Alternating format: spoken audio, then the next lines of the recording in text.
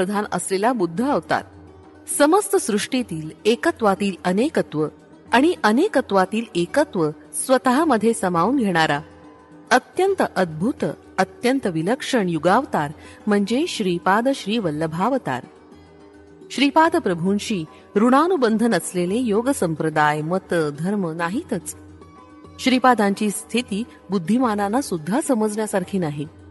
त्यांच्यासारखे तेच आहेत. सर्व सिद्धांतांचा, सर्व संप्रदायांचा त्यांच्यातच समन्वय आहे. या सृष्टीचा आदिबिंदू आणि अंतिम बिंदू सुद्धा तेच आहेत. स्पंदनशील असलेल्या जगत व्यापाराचं निरीक्षण करणारे, संकल्प करणारे, क्षय करणारे तेच आहेत. हे गूढ असं देवाचं रहस्य आहे. सप्तर्षींना जे समजलं नाही ते मी काय सांगू. बाबा शंकर भट्टा, तू धन्य आहेस. त्यांचं अव्याज कारुण्य लाभेल तो धन्य होय. अन्य जीव व्यर्थ होत. सत्कर्म व दुष्कर्मांचं फलविवरण. मी विचारलं, महाराज मला एक शंका आली आहे. समस्त कर्माचा बोध करून देणारा तोच असल्यावर लोकांमध्ये थोड्यांना चांगलं, थोड्यांना वाईट असं जन्माला का घालतो. यावर बंगारप्पा मोठ्यानं हसले आणि म्हणाले, तू चांगला प्रश्न विचारलास. सर्व सृष्टी द्वंद्वातूनच निर्माण झालीये. मृत्यूचं भय नसेल तर जन्मदात्री आई सुद्धा मुलावर प्रेम करणार नाही. वेदांमध्ये पुरुष हा शब्द आत्मा या अर्थानं वापरला असला तरी आत्मा म्हणजे पुरुष नव्हे. पुरुष हा शब्द देहास सूचित करतो आणि आत्मा हा देह नाही. तो देहाहून निराळा असून अजन्मा, अव्यक्त, अचिंत्य आणि विकाररहित आहे. मानवात आणि प्राणी मात्रात एकच आत्मा वास करतो. मनुष्य आणि देव यांच्यात मात्र भेद आहे. या भेदामुळेच मनुष्य देवत्व प्राप्त करण्यासाठी प्रयत्नशील असतो. या प्रयत्नामुळेच मानवाचा विकास होतो. देवामध्ये केवळ चांगल्या सृजनात्मक शक्ती असतात असं नाही, तर काही विघटनकारक, विनाशकारक शक्ती सुद्धा असतात. त्या शक्तींचा आवश्यकतेनुसार उपयोग करून सृष्टीचं चलनवलन सुव्यवस्थित चालवण्याचं कर्म देव करत असतात. मनुष्याच्या जन्मात सुख आणि दुःख ही पूर्वकर्मानुसार येत असतात.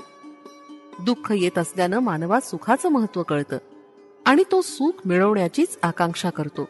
सृष्टीमध्ये असं दिसून येतं की अनेक दुष्ट, कुकर्मी, नास्तिक, जनतेला छळणारे लोक अत्यंत सुखाचं जीवन जगतात आणि सत्यवचनी, प्रामाणिक, सदाचारी, सच्शील व्यक्तींना अनेक दुर्धर संकटांना तोंड द्यावं लागतं.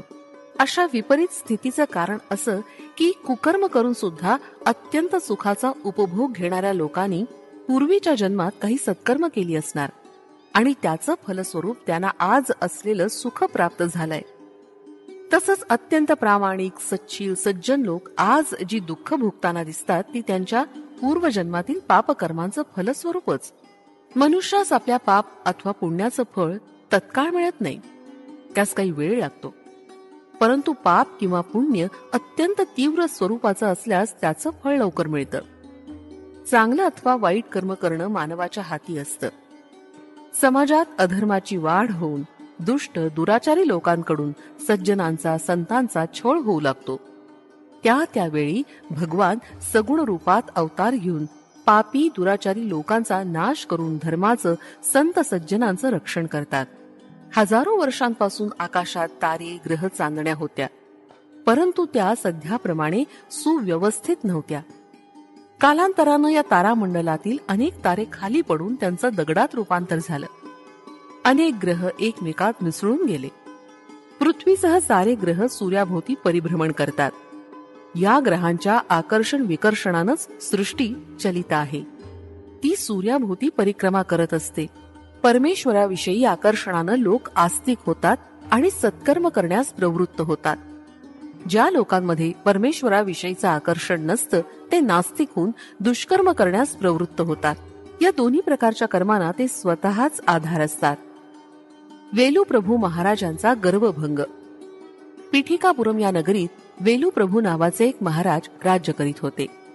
ते वेश बदलून नगरात फिरून प्रजेची स्थिती अवलोकन करीत. एकदा त्यांना श्रीपाद श्री वल्लभांना भेटण्याची इच्छा झाली. त्यांनी आपल्या सेवकास अप्पळराज यांच्या घरी पाठवून आदेश दिला की श्रीपाद श्री वल्लभ स्वामींना तत्काळ घेऊन यावं. घरात स्वामींचे आजोबा बापनाचार्युलू होते. सेवकांनी त्यांना राजाज्ञा सांगितली. आजोबांनी स्वामींना सांगितलं, पिठिकापुरमच्या महाराजांनी तुला भेटीस बोलावलंय. श्रीपाद म्हणाले, तात राजांच्या मनात भक्तिभाव नाही. तो अहंकारपूर्ण वृत्तीने मला येण्याची आज्ञा करतोय. त्याला वाटतं आपण महाराज आहोत, आपली सत्ता सर्वांवर चालते, आपण म्हणू तसं झालं पाहिजे. परंतु माझं दर्शन एवढं सोपं नाही हे तो जाणत नाही. मी महाराजांच्या भेटीसाठी जाणार नाही. स्वामी राजाच्या सेवकाला म्हणाले, तुमचे महाराज केवळ या पीठिकापुरमचे राजे आहेत, परंतु मी तर समस्त विश्वाचा चक्रवर्ती सम्राट आहे. तुमच्या महाराजांना सांगा की माझ्या दर्शनाची इच्छा असल्यास स्वतः आपण आमचे घरी यावं. येताना गुरुदक्षिणा आणि चक्रवर्ती सम्राटास शोभेल असा नजराणा घेऊन यावं. स्वामींचं हे वक्तव्य ऐकून अप्पळराज आणि बापनाचार्युलू यांनी आपसात विचार विनिमय करून सेवकांना निरोप देऊन पाठवून दिलं. सेवकांनी स्वामीचा निरोप राजास कळवला. तो ऐकून महाराज अत्यंत संतप्त होऊन म्हणाले, मी या नगरीचा महाराज आहे. माझ्या आज्ञेचं श्रीपाद श्री वल्लभ कसं उल्लंघन करू शकतात हे मी पाहतो. एवढं वाक्य बोलताच भोवळ येऊन ते सिंहासनावरून खाली पडले. सारे सेवक सिंहासनाजवळ धावले. त्यांनी राजाला पाणी पाजून सावध करण्याचा प्रयत्न केला, परंतु त्याची सर्व शक्ती गेल्याप्रमाणे होऊन भयंकर अशा नरक यातना त्याला होऊ लागल्या. तत्काळ राजपुरोहित श्री कोटसुंदर शर्मा यांना बोलावणं पाठवलं. त्यांनी महाराजांची परिस्थिती पाहून स्वतः श्री दत्तात्रेयांची श्रद्धा भावानं पूजा करून तीर्थप्रसाद महाराजांना आणून दिला आणि विभूती कपाळी लावली. राजपुरोहित म्हणाले, पाहिलात ना माझ्या अर्चनेचा परिणाम. आपण श्रीपाद श्री वल्लभांच्या दर्शनाची इच्छा केली ती व्यर्थ आहे, कारण ते स्वतःच श्री दत्त प्रभूंचे अवतार आहेत. त्यांच्या पूजेनं लहान सहान सिद्धी प्राप्त होतात. बापनाचार्युलूंना सुद्धा त्यांच्यामुळेच मंत्रसिद्धी प्राप्त झालीये. श्री व्यंकटशास्त्री हा धूर्त वैश्य स्वामींना अनेक सिद्धी प्राप्त आहेत असा प्रचार करीत असतो. महाराज, आपण बलवान असलात तरी श्री स्वामींना बांधून आणणं योग्य नाही, ते आपल्या फायद्याचं नाही. महाराज राजपुरोहिताला म्हणाले, श्रीपाद श्री वल्लभांनी काही दुष्ट शक्तींचा उपयोग करून आम्हाला त्रस्त केलंय, यावर काही उपाय सुचवावा. राजपुरोहित म्हणाले, महाराज, आपण विद्वान ब्राह्मणांकडून दत्त पुराणाचं पारायण करून घ्यावं. स्वयंभू दत्तात्रेयाची पूजा करून समाराधना करावी आणि ब्राह्मणांना भूदान, सुवर्णदान, अन्नदान करावं. असं केलं असता श्री दत्तप्रभू प्रसन्न होऊन आपली व्याधी पूर्ण बरी करतील.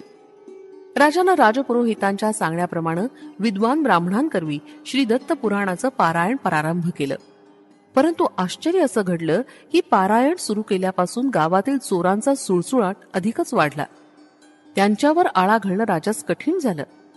महाराजांना त्या रात्रीत स्वप्नात आपले पितर दिसले. ते अगदी क्षीण, अशक्त आणि दीनवाणे दिसत होते. ते म्हणाले, अरे वेलू, तू आम्हास श्राद्ध भोजन देत नाहीस, आमची या प्रेत योनीतून सुटका करण्यास काही करत नाहीस. महाराज म्हणाले, तात, मी शास्त्रानुसार श्राद्ध कर्म करतो ना. पितर म्हणाले, परंतु ते आम्हाला काही मिळत नाही. ब्राह्मण मात्र खाऊन पुष्ट होत आहेत.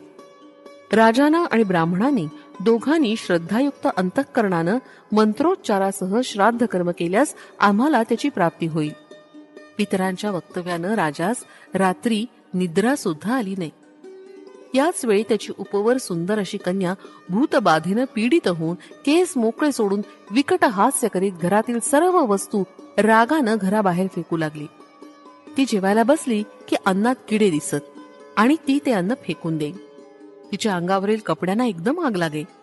अशा प्रकारे महाराजांना सर्व बाजूनी संकटाने घेरलं. त्यांची स्थिती अत्यंत दयनीय झाली.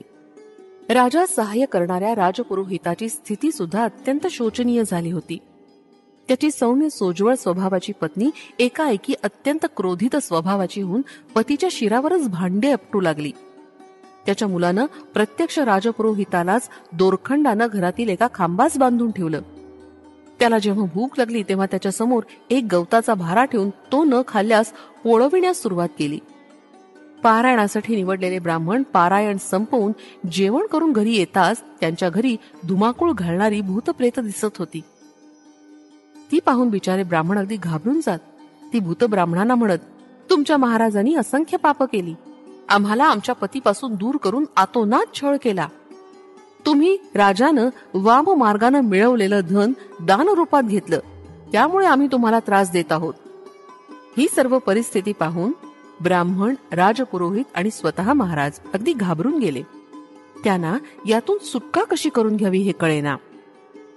अत्यंत भयभीत होऊन महाराज राजपुरोहितांना म्हणाले, दत्त पुराणाच्या पारायणामुळे सर्व दुःख नाहीशी होऊन सुख प्राप्ती होईल असं वाटलं होतं, परंतु सारं काही विपरीतच घडलं. त्यांना आता श्रीपाद श्री वल्लभ स्वामीच्या सामर्थ्याची कल्पना आली आणि आपण केलेल्या करणीवर पश्चाताप झाला. महाराज राजपुरोहित आणि ब्राह्मणास घेऊन श्री स्वामींच्या दर्शनास गेले. ते सर्वजण स्वामींना शरण गेले आणि क्षमा याचना केली. क्षमाशील, दयाघन अशा श्रीपाद राजांनी मोठ्या उदार अंतःकरणानं त्यांचे अपराध क्षमा केले. ते म्हणाले, या सृष्टीमध्ये प्रत्येक जण हा सेवकच असतो. मी जेव्हा प्रसन्न होतो तेव्हा त्या सेवकाला सेवेचं जास्तीत जास्त फळ प्रदान करतो, परंतु अप्रसन्न झाल्यास सेवेचं अगदी कमीत कमी फळ देतो. मंदिरातील स्वयंभू दत्त मीच आहे. कालाग्नी रूपात असलेलं ते दत्तरूप माझंच आहे. मी जीवांच्या उद्धारासाठी या श्रीपाद श्री वल्लभ रूपात अवतरलोय.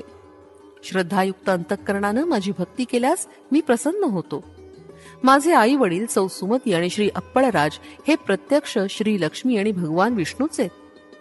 माझे आजोबा एका जन्मामध्ये लाभाद महर्षी होते. माझा जन्म गणेश चतुर्थीस झाला. मी पुढील नरसिंह सरस्वतीच्या अवतारात माझे आजोबा श्री बापनाचार्युलूंसारखा दिसेन. मी त्या अवतारात जेव्हा गंधर्वपूर या क्षेत्री निवास करीन त्यावेळी भूतप्रेतांची त्यांच्या योनीतून सुटका करीन.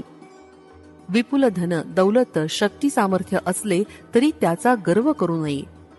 संपत्ती ही सत्य मार्गाने मिळवलेली असावी, वाम मार्गाने मिळवलेली नसावी. वाम मार्गाने मिळवलेली संपत्ती दुःख, क्लेश, अशांती, वैमनस्य, आपपर भावासच कारणीभूत होते. प्रत्येकाच्या पापपुण्याचा हिशोब